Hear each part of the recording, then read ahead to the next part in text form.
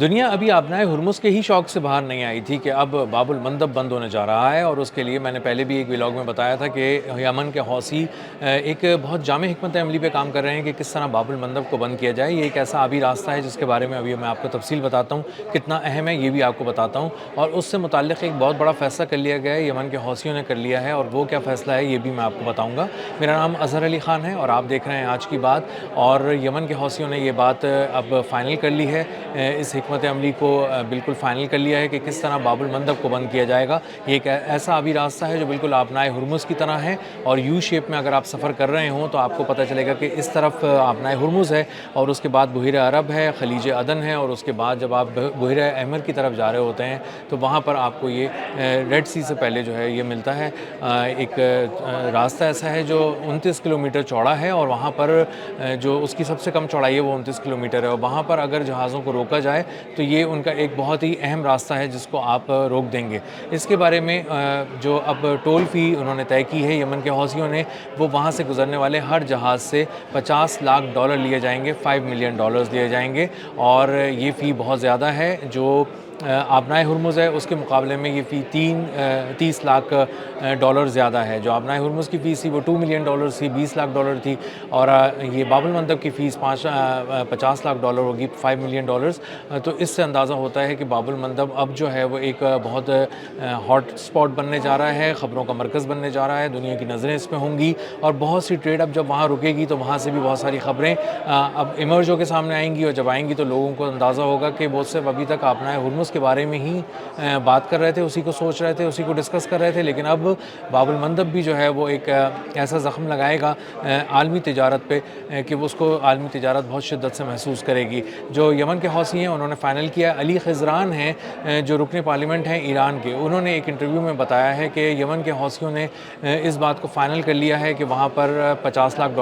لیا جائے فی جہاز وہاں سے گزرنے والے ممالک سے، اور وہ ممالک جو ایران سے جو یمن کے حوثیوں سے براہ راست ان کی کوئی مخالفت نہیں ہے، کوئی کسی طرح سے ان سے کوئی دشمنی نہیں ہے، وہ بہت آرام سے یہاں سے گزر سکتے ہیں، $50 لاکھ دیں اور وہ باب المندب وہاں سے پار کر جائیں، اور اس وقت میں جو اس ساری جو ٹرانزیکشن کرنے کے بعد جو وہاں سے گزرنے کی جو سہولت ہے اس میں یمن کے حوثی جو ہیں وہ مکمل طور پر ایک حفاظتی حصار فراہم کریں گے، جس میں جو دنیا بھر کے جہاز ہیں وہ ٹول کی ادائیگی کے بعد وہاں سے گزر سکیں گے۔ یمن کے حوثیوں نے وہاں پہ ایکسرسائز کی ہیں، پہلے بھی کی تھی اور اب دوبارہ بھی کی ہے، بہت ہی حالیہ ایکسرسائز میں انہوں نے دیکھا ہے کہ مشقیں کر کے انہوں نے دیکھا ہے کہ کس طرح وہ باب المندب کو محفوظ بنا سکتے ہیں، اس پہ اپنا کنٹرول ذرا مضبوط کر سکتے ہیں، اور کس طرح اگر کوئی اور ان کے طرف آتا ہے تو وہاں پر اس کی گرفت اس دوران ان کو ان سے لڑنا کیسے ہے یا ان سے روکنا کیسے ہے، یا اپنی گرفت کو مضبوط اور برقرار کیسے رکھنا ہے۔ اب اگر ہم اس کی بات کریں گے کہ باب المندب کیا راستہ ہے، تو بنیادی طور پہ یہ خلیج عدن سے بحیرہ احمر کی طرف جاتے ہوئے ایک راستہ ہے جس کی ایک مقام پہ سب سے کم چوڑائی 29 کلومیٹر ہے، اور یہاں سے شپس کو تھوڑا سا ایک ٹرن لے کے جانا پڑتا ہے، تھوڑا سا گھومنا پڑتا ہے، تھوڑا سا نیویگیٹ کرنا پڑتا ہے اپنے آپ کو، اور یہی وہ مقام ہے جہاں پر یمن کے حوثی جو ہیں وہ ٹول قائم کرنا چاہتے ہیں، اور وہ اب اس کو کچھ دنوں میں امپلیمنٹ کرنے جا رہے ہیں۔ انہوں نے اس کے لیے باقاعدہ ایک پورا پلان بنایا ہے کہ کس طرح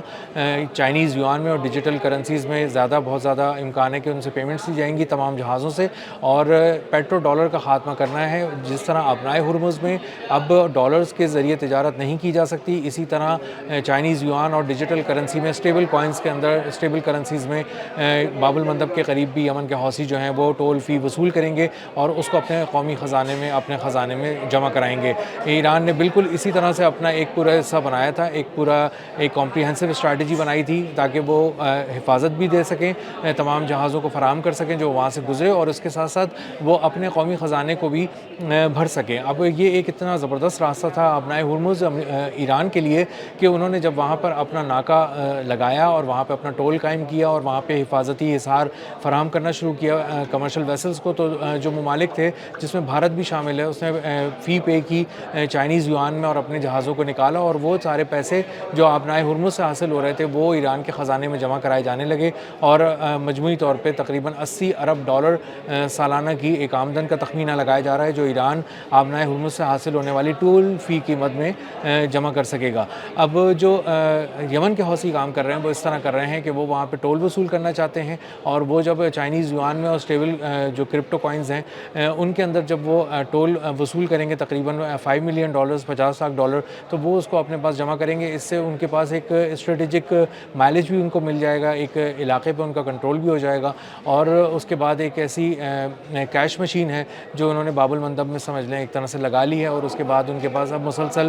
وہ پیسے چھاپنے کی مشین ایک طرح سے کام کرتی رہے گی۔ اب اس میں اہم بات یہ ہے کہ جو بھی ممالک یمن کے حوثیوں کو $50 لاکھ نہیں دینا چاہیں گے ان کو بہت تکلیف اٹھانی پڑے گی۔ ان کا تقریباً ٹرانزٹ ٹائم 15 روز بڑھ جائے گا، انہیں بہت گھوم کے دور سے جانا پڑے گا اپنی منزل کی طرف، اور اس میں بہت زیادہ اخراجات ہوں گے۔ تقریباً $30 ملین دے کر وہ پورا ایک لمبے راستے سے ہو کر اپنی منزل پہ پہنچیں گے۔ اس سے بہت بہتر ہے کہ وہ $5 ملین دیں اور باب المندب سے گزر جائیں۔ یہ اتنا آسان نہیں ہوگا، یہ اتنا آسان لگے گا بھی نہیں ان ممالک کے لیے جن کے تجارتی جہاز یہاں سے گزرتے ہیں، اور براہ راست اس سے سعودی عرب متاثر ہوگا، متحدہ عرب امارات متاثر ہوگا، اس سے قطر کی LNG ایکسپورٹس کو بہت دھچکا لگے گا، بہت مہنگی ہو جائیں گی اس کی LNG ایکسپورٹس، اور وہاں سے یہ سارے ممالک گزرتے ہیں۔ امریکہ کا بھی بہت سا تجارتی سامان یہاں سے گزرتا ہے، ڈرائی کارگو گزرتا ہے، اور اس مقام کے بند ہونے کا مطلب یہ ہے کہ آپ بہت سے خلیج کے ممالک، بہت سے ایشیا کے ممالک کو براہ راست ان سے فی وصول کر رہے ہوں گے، پیسے چارج کر رہے ہوں گے، امریکہ سے بھی لے رہے ہوں گے۔ تو پھر ایک سوال یہ اٹھتا ہے کہ کیا یہ سارے ممالک بہت آرام سے اس یمن کے حوثیوں کو اجازت دے دیں گے کہ وہ آرام سے ٹول وصول کریں؟ تو اس کے جواب میں یمن کے حوثی اسی کی تیاری کر رہے ہیں کہ اگر کسی طرح سے کوئی ایسا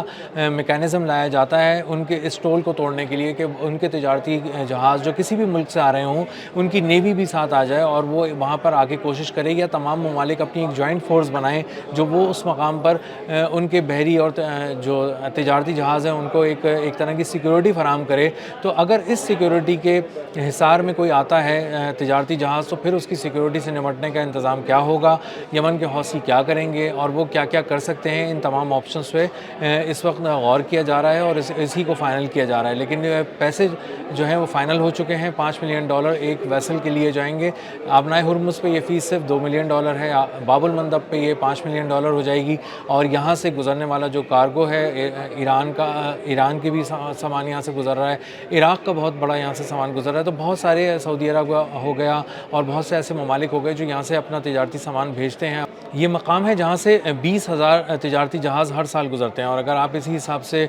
$5 ملین کے حساب سے لینا شروع کریں 20,000 جہازوں سے، تو یہ اربوں ڈالر کے قریب پہنچ جائے گی ایک فگر، اور اندازہ ہوگا کہ یمن کے حوثی بہت ہی ایک اسٹریٹجک اپنی ایک مائلیج بھی لے چکے ہوں گے، اپنی گرفت بھی اسٹریٹجک مضبوط کر چکے ہوں گے، باب المندب جیسی جگہ پر ایک ٹول بھی قائم ہو چکا ہوگا، اور ان کے پاس ایک کیش مشین کے ذریعے پیسے آنا شروع ہو جائیں گے، مسلسل ان کے پاس پیسے گریں گے، جس سے وہ اپنے آپ کو مالی طور پر مضبوط کر سکیں گے۔ تو دنیا آبنائے ہرمز کے بعد اب باب المندب کی طرف جا رہی ہے، اور اس کی خبریں اب آنے والے دنوں میں سنے گی، اور لوگوں کو یہ بات آہستہ آہستہ پتہ چلے گی، خاص طور پہ خلیجی ممالک کو بہت زیادہ تکلیف ہوگی کہ ان کی آئل ایکسپورٹس کو ایک دھچکا لگنے والا ہے، اور اسی طرح جو تمام ایشین کنٹریز کے جو لوگ ہیں جو اپنے ایشیائی ممالک اپنی برآمدات کرتے ہیں اور ان کے جہاز باب المندب سے گزرتے ہیں، ان کو بھی اس کا جھٹکا محسوس ہوگا، اس کا شوق سے گزرنا پڑے گا، اور ان کو اندازہ ہوگا